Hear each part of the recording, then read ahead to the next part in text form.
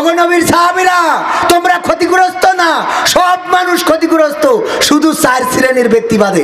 এক শ্রেণী যারা আল্লাহর প্রতি ঈমান এনেছে, দ্বিতীয় যারা সৎ কাজ করেছে, তৃতীয় যারা হকের উপদেশ দিয়েছে, চতুর্থ যারা বিপদ আপদ আসলে ধৈর্য ধারণ করেছে। বলেন সুবহানাল্লাহ।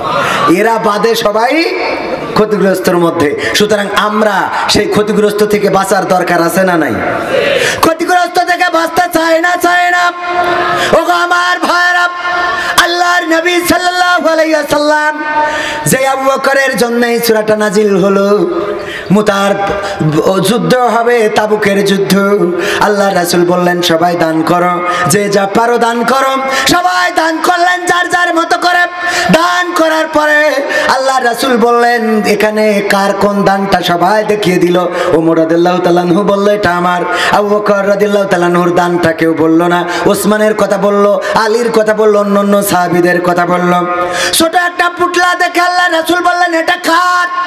বলল এটা আবু বকর রাদিয়াল্লাহু তাআলা আনহুর। সবচেয়ে ছোট পুটলা ছিল আবু বকর রাদিয়াল্লাহু তাআলা আনহুর। আল্লাহর নবী বললেন আজকের এই দানটা, আবু বকরের দানটা আল্লাহর কাছে সবচেয়ে বেশি প্রিয় হয়ে গেছে।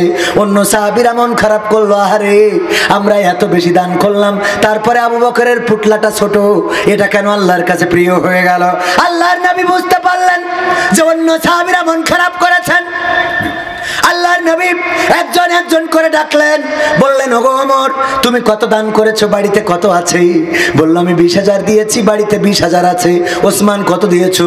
30,000 দিয়েছি, বাড়িতে 60,000 আছে। আলী কত দিয়েছো রাদিয়াল্লাহু তাআলা আনহু? বলল যে আমি এত দিয়েছি, বাড়িতে এত আছে। বললেন আমার আবু বকর কই? আবু বকর রাদিয়াল্লাহু তাআলা আনহু একটা পিলারের আড়ালে দাঁড়িয়েছিলেন, আর চোখ থেকে অঝোর ধারায় পানি ঝরে পড়ছিল, দাড়ি ভিজে টপ টপ করে পড়ছে।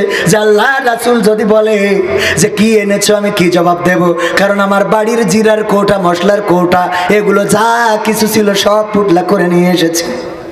আল্লাহর রাসূল বললেন আবু বকর সামনে আসো। আবু বকর রাদিয়াল্লাহু তাআলা আনহু সামনে এলেন।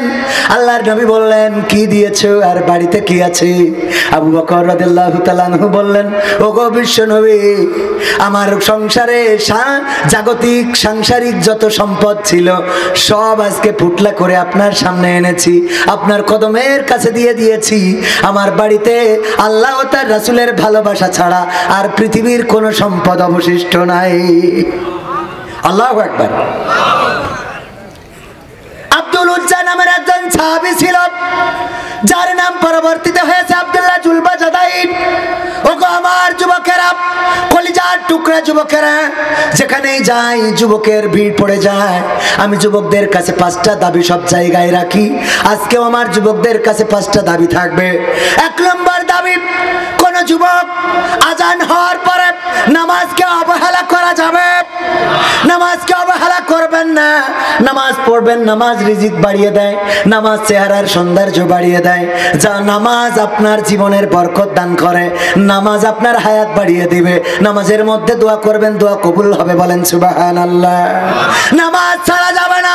2 নম্বর দাবি হলো এই নামাজ শুধু পড়লে হবে না, আজান হয়ে যাবে জামাতের সাথে নামাজ আদায় করতে হবে।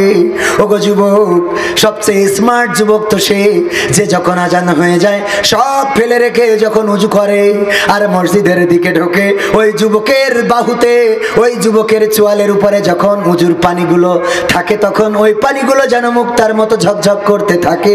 এর থেকে স্মার্ট যুবক এই পৃথিবীর উপরে আসমানের নিচে আর একজন নাই। 2 নম্বর কাজ জামাতের সাথে নামাজ।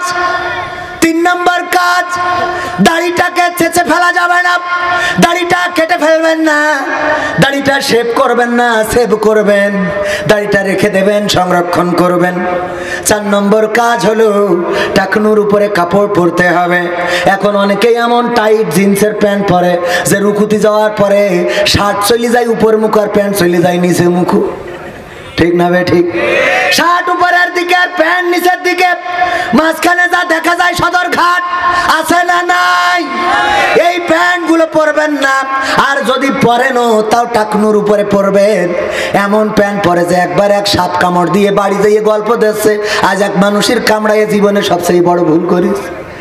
কেন বলছে ওর প্যান্ট এত শক্ত যে কামড়ানোর পরে দাঁত ভেঙে আসতে কামড় বসিনি। এরা প্যান্ট আছে না না ভাইরা আমার, এই প্যান্ট পরেন তাও অসুবিধা নাই, কিন্তু টাকনুর উপরে পড়বেন। আর স্যার 5 নম্বর কাজ হলো আপনার ফোনের প্রতিবন্ধী অ্যাপসগুলো আনইনস্টল করে দেবেন। কি অ্যাপস জীবনে পাইছেন প্রতিবন্ধী apps? Free fire, PUBG, TikTok, এগুলো সব প্রতিবন্ধী অ্যাপ। কি অ্যাপস? প্রতিবন্ধী। এইগুলো যারা চালায় সুস্থ কোনো মানুষ চালাইতে পারে। সুতরাং এই 5টা কাজ করে দিতে হবে। আব্দুল